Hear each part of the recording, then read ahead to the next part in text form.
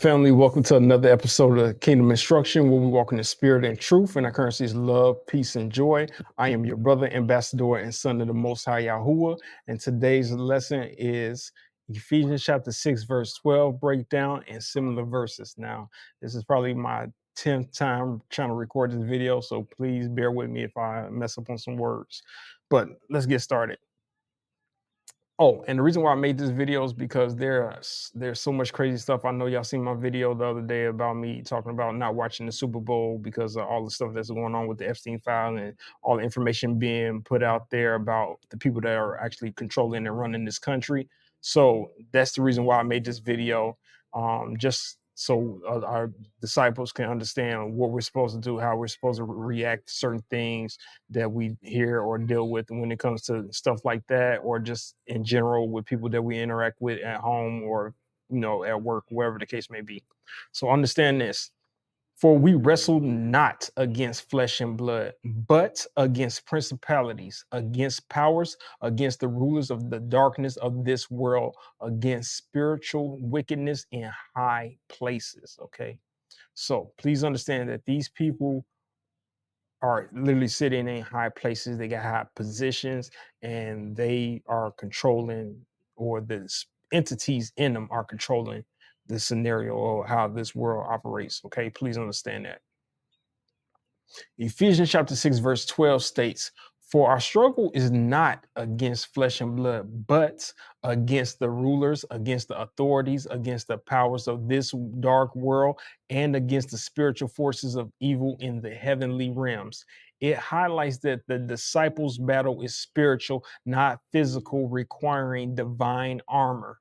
Key interpretations of Ephesians chapter 6, verse 12: non-physical struggle. Paul instructs that disciples are not fighting against human beings, flesh and blood, such as neighbors and people with different views, spiritual adversaries. The true opponents are supernatural, principalities, powers, and spiritual forces of wickedness, contexts of darkness.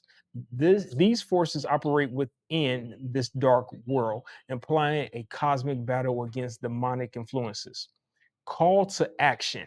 This verse sets the stage for the armor of Yahuwah.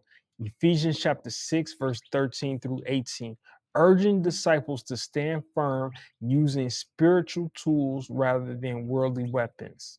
Significance: this verse is a reminder to focus on spiritual resilience, and to rely on Yahuwah's strength rather than personal human efforts to overcome challenges. Another look at key elements of Ephesians chapter 6, verse 12. Not against flesh and blood. The conflict is not against people such as co-workers, neighbors, or spouses, even when they cause problems. The real enemy is the spiritual forces behind conflict, division, and evil. The nature of the enemy. The passage describes a hierarchy of evil, including principalities, which are rulers, powers, which are authorities, rulers of the darkness of this age, and spiritual hosts of wickedness. These are demonic forces working to disrupt Yahuwah's purpose. Heavenly places. This indicates that these spiritual forces operate in the spiritual realm, which is the same place where disciples receive spiritual blessings. The purpose, the goal is to stand firm, which is in verse 13, against the schemes of the devil rather than to engage in a physical fight. How to apply these verses: shift perspective. Recognize that behind human conflict or moral struggles, there is a spiritual battle. Use proper weapons. Since the enemy is spiritual, the warfare requires spiritual, not physical. Tools like prayer, word of Yahuwah, and faith. Put on armor daily. Disciples are urged to put on the full armor of Yahuwah to withstand these forces. Similar verses and concepts. These verses echo the idea of a spiritual battle, invisible forces, and non-carnal weapons. 2 Corinthians chapter 10, verse 3 through 4. For though we walk in the flesh, we do not war according to the flesh. For the weapons of our warfare are not carnal, but mighty in Yahuwah for pulling down strongholds, which matches the not flesh and blood theme. First Peter chapter 5, verse 8 through 9 warns to be sober, vigilant, because the devil walks around like a roaring lion, seeking whom he may devour. Colossians chapter 1:16 mentions the hierarchy of invisible forces, thrones or dominions or principalities or powers created through Hamashiach. Second Corinthians chapter 11, verse 14 notes that Satan masquerades as an angel of light, highlighting deceitful tactics. Then we have John chapter 12, verse 31. Yahusha refers to Satan as the prince of this world. Then we go to First Corinthians chapter 15:50 and Hebrews chapter 2, verse 14. Further references to the limitation of flesh and blood in spiritual matters. Okay, so let's have a more detailed look at these verses, okay? Second Corinthians chapter 10, verse 3 through 4 states that while disciples live in the physical world, which we do, we walk in the flesh, we do not fight spiritual battles using human worldly methods, war according to the flesh. Instead, we use divine, powerful weapons capable of destroying strongholds, false arguments, and barriers to the knowledge of Yahuwah. Key themes of Second Corinthians chapter 10, verse 3 through 4. For though we walk in the flesh, we are not waging war according to the flesh. That is verse 3.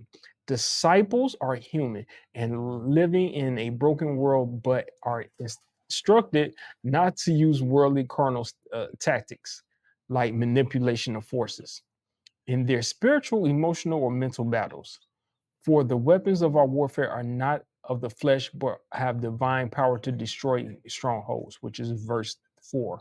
The tools available to disciples are not physical, but are spiritually mighty through Yahuwah to demolish complex, entrenched obstacles, false arguments, and mental barriers. Context. These verses are part of the Paul's defense in his ministry against false teachers, emphasizing that spiritual authority is established through truth and obedience, not our appearance or worldly power. This passage highlights that the disciples' life involves a spiritual battle requiring divine rather than human power, frequently interpreted as using truth, prayer, and scripture to combat deception. First Peter chapter 5, verse 8 through 9 commands disciples to be sober-minded, watchful, and alert. As the devil prowls like a roaring lion seeking to devour, it urges disciples to resist him by standing firm in faith, comforted by knowing fellow disciples worldwide face the same suffering. Please understand that you're not the only person going through what you're going through, especially when you decide to follow the Messiah and do the will of the Father. Understand that you're not the only one going through hardships. You're not the only one feeling alone or by yourself, and that you have nobody to interact with, which you actually do. There's a lot of people on here, like platforms like this, members on this channel that you can always get in contact with and just have a fellowship with each other. That's what we're supposed to be doing. Now, key insights from First Peter chapter 5, verse 8 through 9. The command, please be sober-minded. That's well-balanced, self-disciplined, and alert, meaning watchful. The threat, the devil is described as an adversary, acting like a roaring lion, actively looking for someone to destroy. The defense, resist him by remaining firm in your faith. That's just your faith, is just your belief. Rooted, established, and immovable.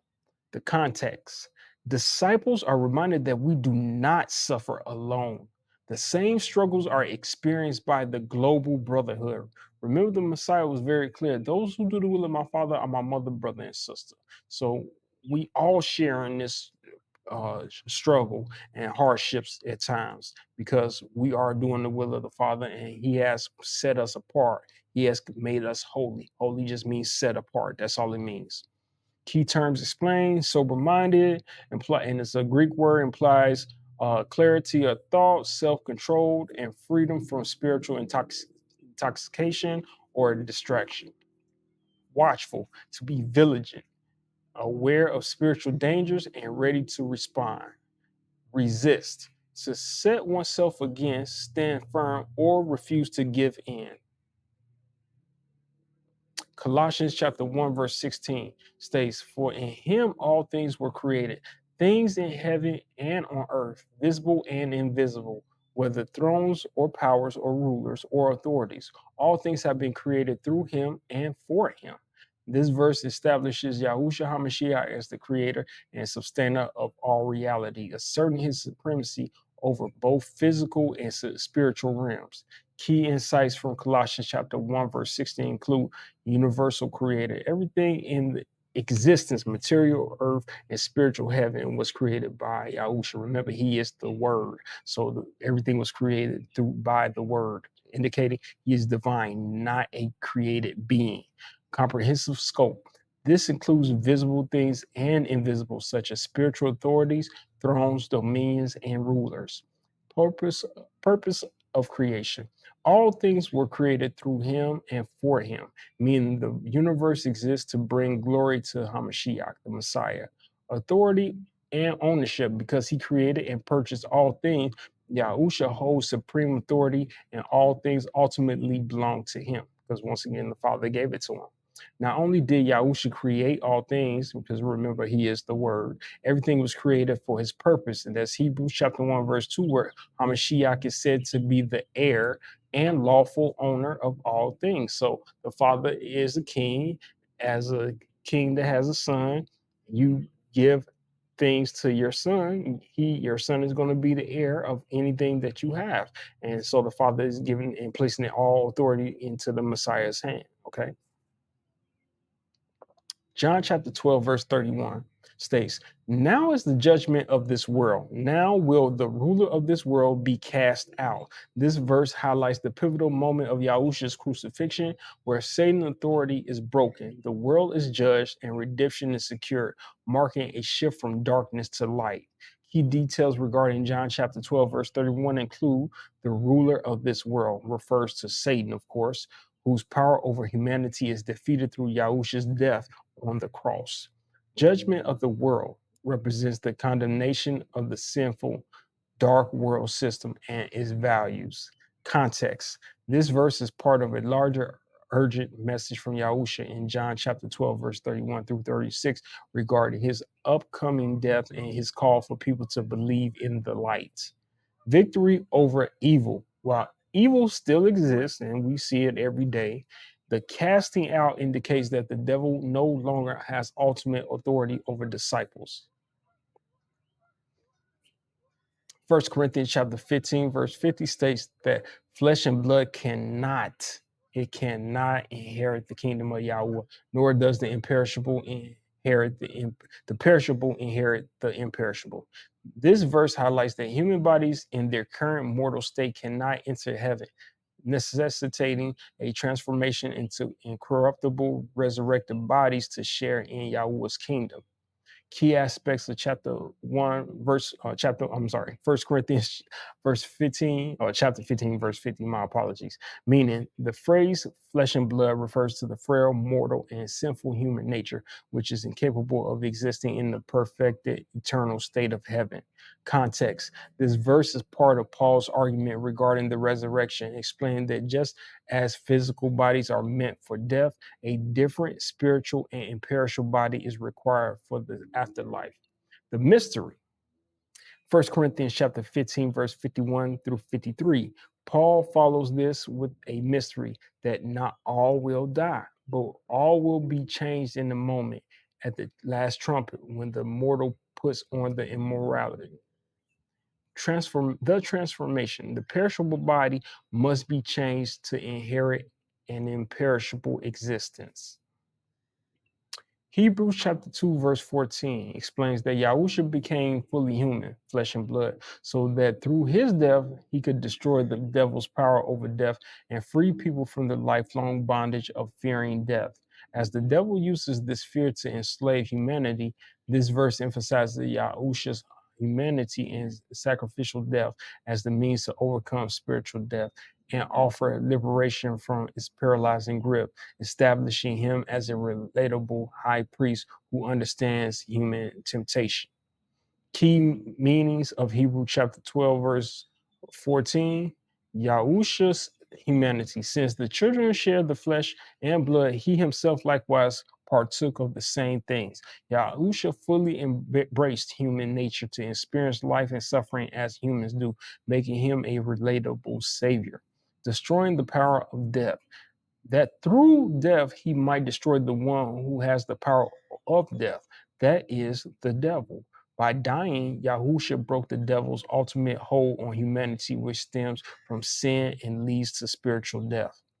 Releasing from fear. The verse connects to verse 15, which states that Yahusha came to deliver all those who through fear of death were subject to lifelong slavery.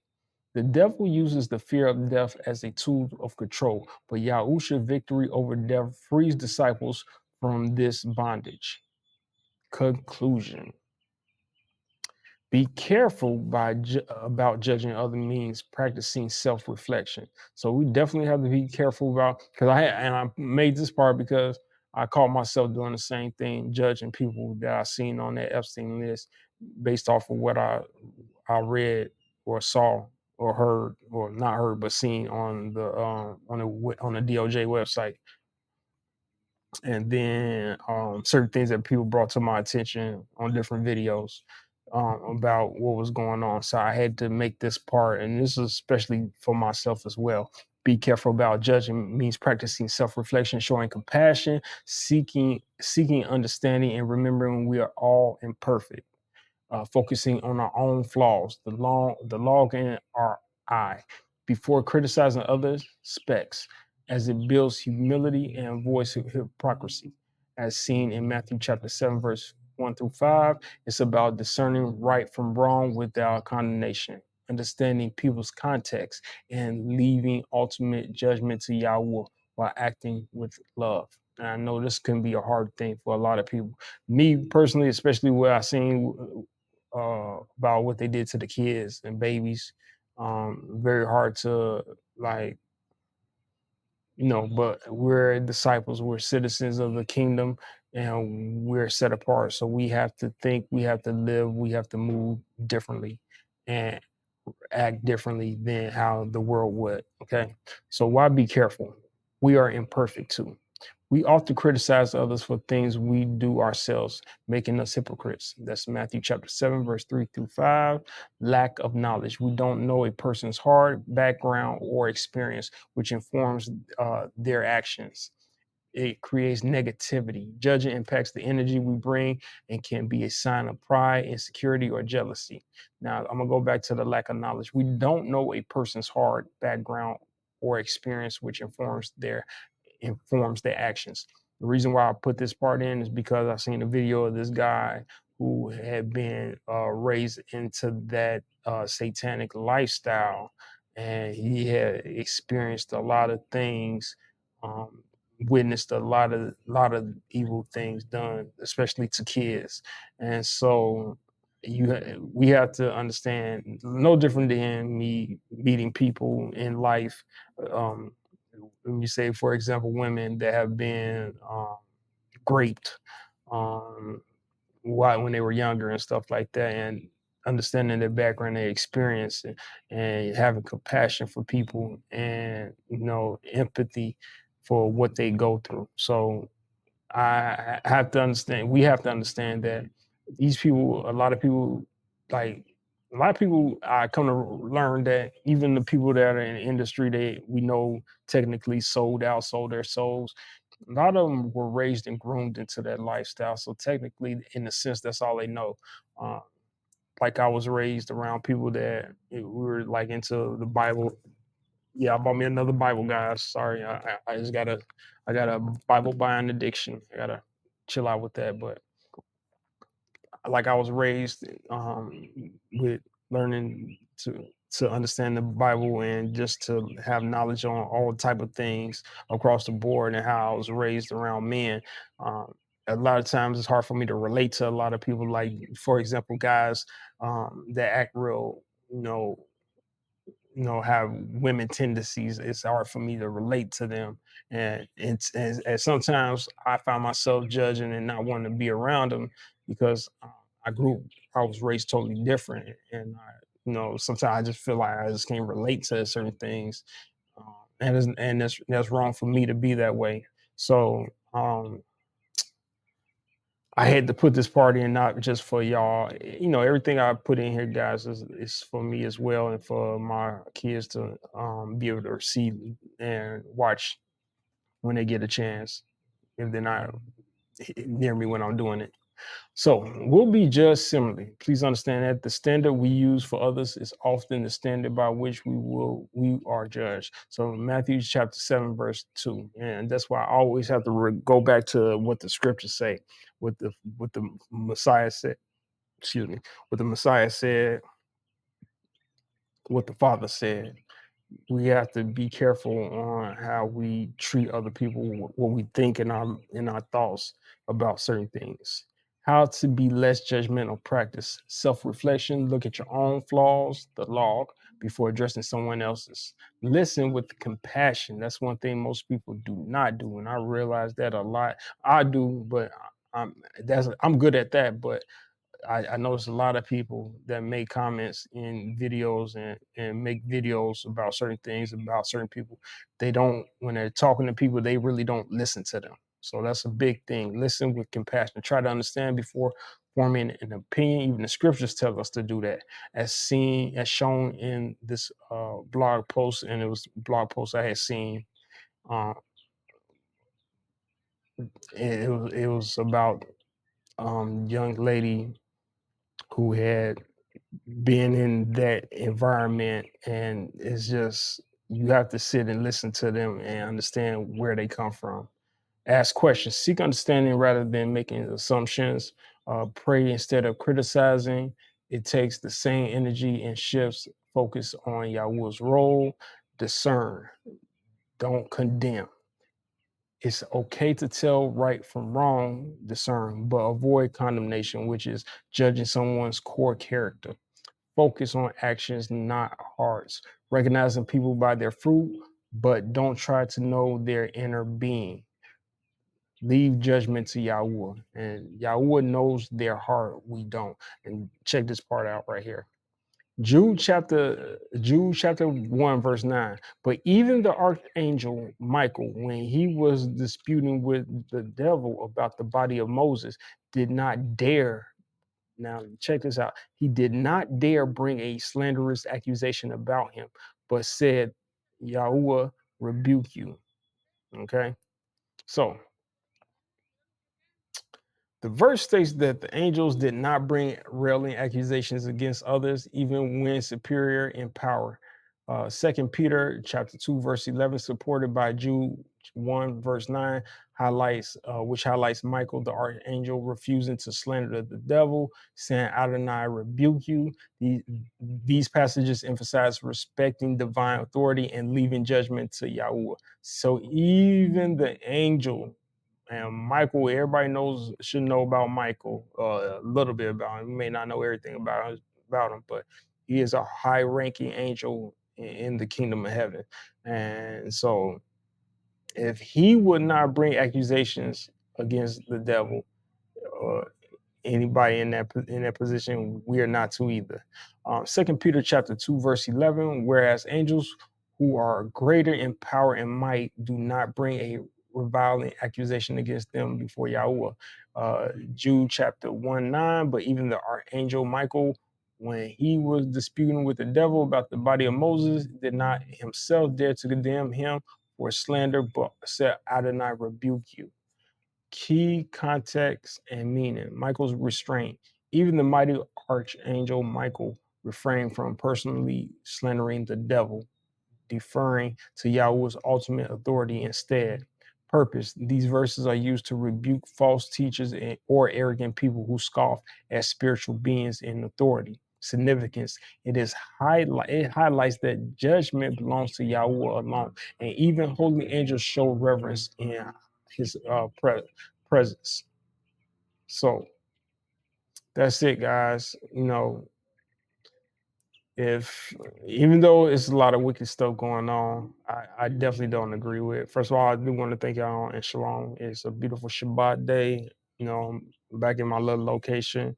Um, If y'all can see, it's a beautiful day. It's actually quiet today. I'm so surprised, other than the ducks and stuff and the geese out here. It's really, really quiet today. But it's a lot of stuff going on.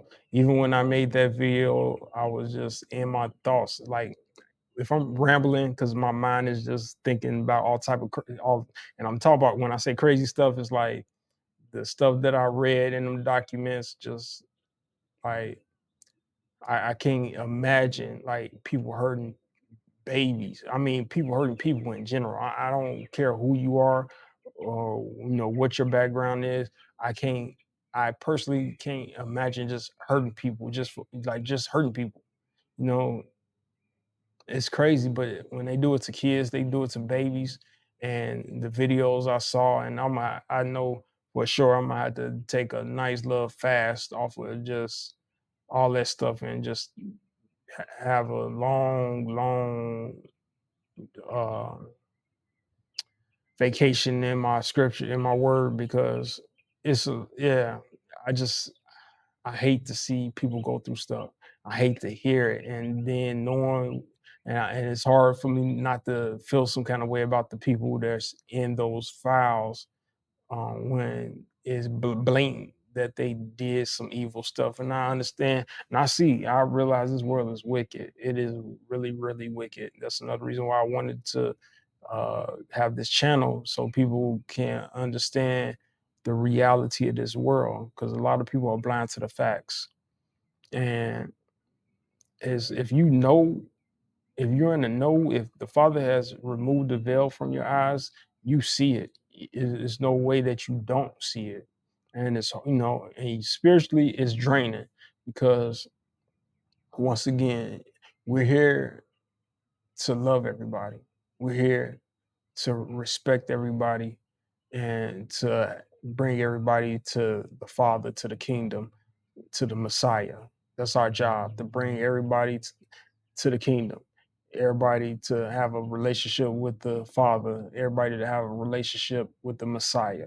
That is our job, to get people to do that. But it seems like Satan is like got his hand on everything and everybody. I was gonna I'm more than likely gonna post it. Hopefully TikTok doesn't take it off of, because these people that own everything, they all on the list. It's crazy how many people that are in, like, that deal with stuff that we interact with on a daily, that we invest our money into, our time into. How, like, that's why, another reason why I don't do sports and stuff. You got four, and I'm pretty sure we only seen 3 million. I definitely haven't had time to go through all the pages and stuff, but um, I'm pretty sure there's way more than four of the NFL owners and managers that are on that list. I'm pretty sure of it.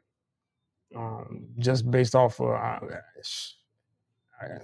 kind of, it was about like 100 people on that list, you know.